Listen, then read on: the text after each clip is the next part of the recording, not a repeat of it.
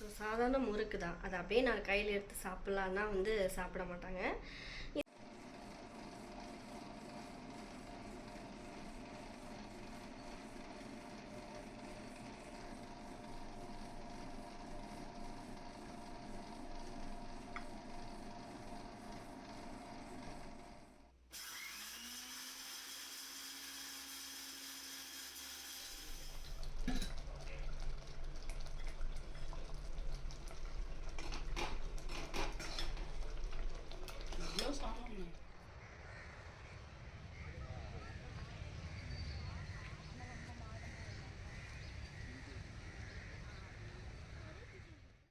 Hello friends, எல்லாருமே எப்படி இருக்கீங்க? இன்றைக்கி பார்க்குற இந்த விலாக் ஒரு லீவ் நாள் அன்றைக்கி எடுத்து ரொம்ப ஸ்பெஷலான ஒரு விலாக் தான் ஷேர் பண்ணிக்க போகிறேன். செம்ம இன்ட்ரெஸ்டிங்காக இருக்கும், ஸ்கிப் பண்ணாமல் ஃபுல்லாக பாருங்கள்.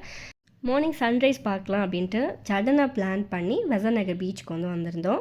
இங்கே இந்த புறா பார்த்திங்கன்னா ஒரு இடத்துலேருந்து பயங்கரமாக பறக்கும். பிரணவ் குட்டி சும்மா இருக்க மாட்டான், நான் அவனை கிட்ட அழைச்சிட்டு போகல. பட் பார்க்குறதுக்கு அவ்வளோ அழகாக இருந்தது. அதெல்லாம் பார்த்துட்டு சன்ரைஸ் பார்த்துட்டு இன்னும் கொஞ்சம் சீக்கிரமாக வந்திருக்கணும். பட் சண்டேஸ் அப்படின்றதுனால பார்க்கிங் கொஞ்சம் அந்த இடம் பார்த்திங்கன்னா லேட் ஆகிடுச்சு. ஆனால் பீச் மட்டும் எந்த டைம் போனாலும் வந்து பிடிக்குங்க. அது எத்தனை பேருக்கு பிடிக்கும் அப்படின்னு சொல்லிட்டு சொல்லுங்கள். எனக்கு பார்த்திங்கன்னா மார்னிங் போனாலும் எனக்கு பிடிக்கும், ஆஃப்டர்நூன் வெயிலில் போனாலும் வந்து ஒரு அம்பர்லா இருந்தால் போதும். அண்ட் ஈவினிங் நைட்டு வந்து ஃபுல் மூன்லாம் பார்க்க போயிருக்கோம் நிறைய நாள். ஸோ அந்த மாதிரி வந்து எல்லா டயத்துலேயுமே பிடிச்ச ஒரு இடம் அப்படின்னா பீச் தான். ஸோ சின்ன பிள்ளைங்களுக்கு பிடிக்கிற மாதிரி சண்டேஸ் அப்படின்றதுனால டக்குன்னு கிளம்பி வந்தாச்சு. ஏன்னா அடுத்து பார்த்திங்கன்னா எக்ஸாம் இப்போ இன்னும் பிரணவுக்கு முடியல, போயிட்டுருக்கு. அதனால் அவனுக்கு கொஞ்சம் படிக்க வைக்கிற வேலைலாம் இருக்குது. ஈவினிங் எங்கேயும் போக முடியாதுன்னு மார்னிங் வந்தாச்சு. அவன் வழக்கம் போல் விளையாட ஆரம்பிச்சிட்டான்.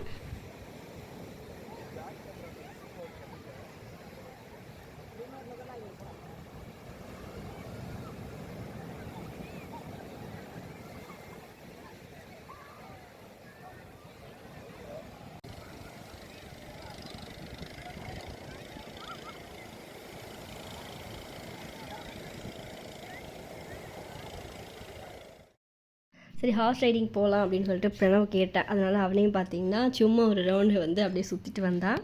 அண்ட் முடிச்சுட்டு வீட்டுக்கு போகும்போது வந்து பயங்கர பசி. ஸோ பிரேக்ஃபாஸ்ட் வெளியில் சாப்பிடலாம் அப்படின்னு சொல்லிட்டு பிரேக்ஃபாஸ்ட் சாப்பிட வந்தாச்சு. எங்கே வந்தாலும் தோசைன்னு ஆர்டர் பண்ணுற ஒருத்தவங்க நம்ம ஃபேமிலியில் இருப்பாங்க. அந்த மாதிரி எங்கள் வீட்டில் இருக்கிற ஒரு தோசை பையன் அப்படின்னா வந்து பிரணவ் தான்.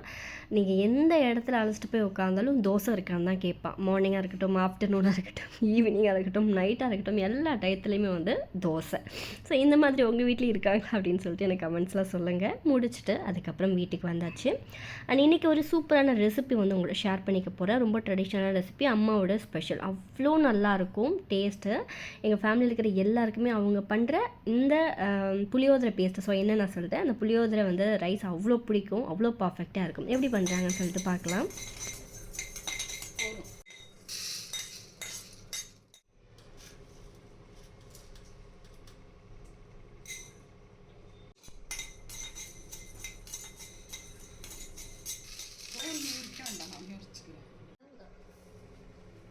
மிளகு எத்தனை ஸ்பூன் போட்டீங்க? 2 ஸ்பூன் போட்டேன். வெந்தயம்,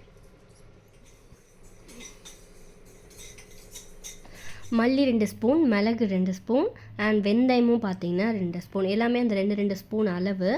அண்ட் எள்ளு மட்டும் 3 ஸ்பூன் ஆட் பண்ணுறாங்க. 3 ஸ்பூன் எள்ளு.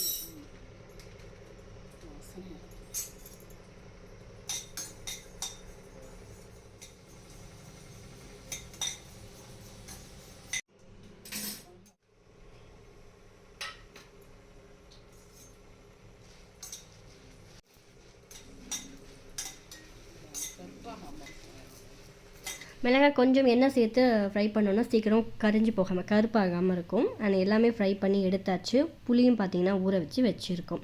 ஸோ இதுக்கு மெயின் வந்து இந்த பவுடர் தான். இதை நல்லா வந்து பொடிச்சு எடுத்துக்கலாம். ஸோ இந்த புளியோதரை அப்படியே நம்ம கோவிலில் வாங்குகிற பிரசாதம் மாதிரியே ரொம்ப டேஸ்ட்டாக இருக்கும். ஸோ ஒரு தடவை செஞ்சு வச்சிட்டோன்னா நமக்கு லஞ்ச் பாக்ஸுக்கு ஈஸியாக இருக்கும். அண்ட் இங்கே வந்து இன்றைக்கி சைட் டிஷ் பார்த்திங்கன்னா உருளைக்கிழங்கு ஃப்ரை.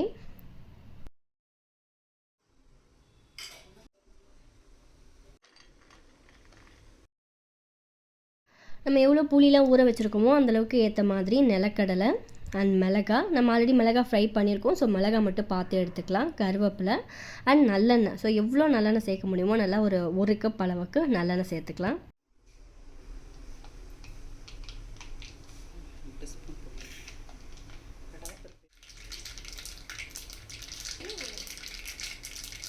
வெந்தயம் அப்புறம் போடலாம். இது முதல்ல இதுவாக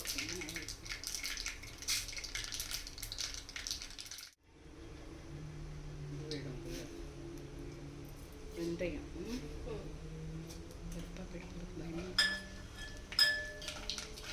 நிலக்கடலை போட்டுடுறேன். பெருங்காயம்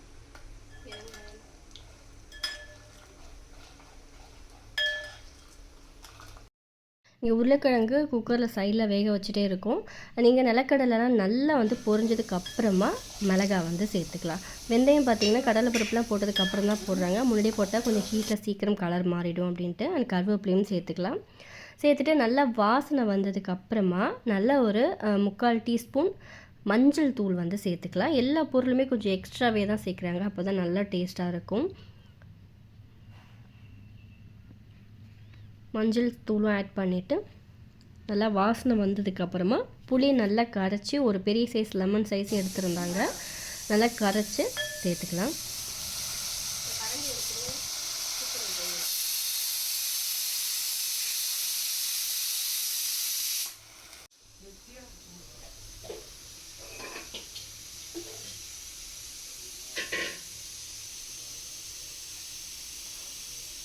எடுத்துன்னு வரேன்.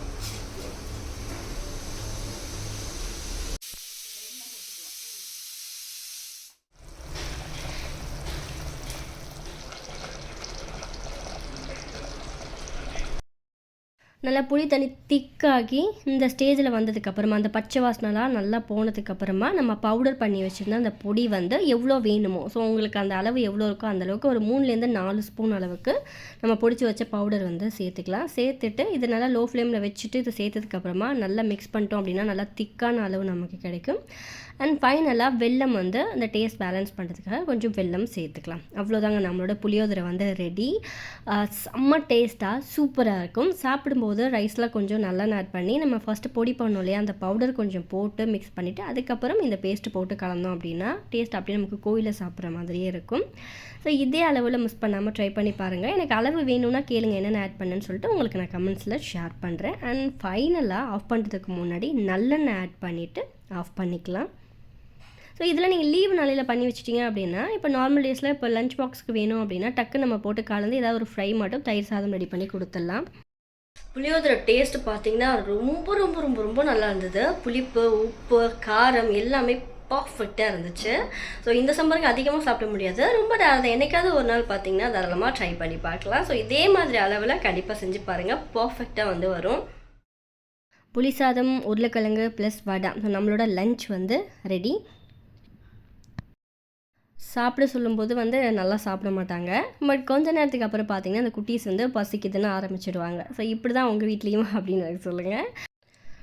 ஒரு குட்டி முறுக்கில் ஒரு 6 முறுக்கு எடுத்திருக்கேன். பிரணவ் குட்டிக்கு தான் அந்த ஸ்நாக்ஸ் வந்து ரெடி பண்ண போகிறேன். சூப்பராக இருக்கும், அவனுக்கு ரொம்ப பிடிக்கும். இதை நல்லா வந்து உடச்சி சின்ன சின்ன பீஸாக வந்து எடுத்துக்கலாம். ஒன்றும் இல்லைங்க, நம்ம சாலட் ரெடி பண்ணுவோம் இல்லையா, அந்த மாதிரி ரெடி பண்ணி கொடுத்துட்டேன் அப்படின்னா கொஞ்சம் எக்ஸ்ட்ரா வந்து அந்த குக்கும்பர்லாம் ஆட் பண்ணுற மாதிரி இருக்கும், ரொம்ப நல்லது கூட வயிற்றுக்கு. அதனால் நான் இப்படி ரெடி பண்ணி கொடுத்துருவேன். நல்லா உடச்சிட்டு அதில் கொஞ்சம் ஆனியன், அதில் ஒரு கைப்பிடி அளவுக்கு குக்கும்பர்,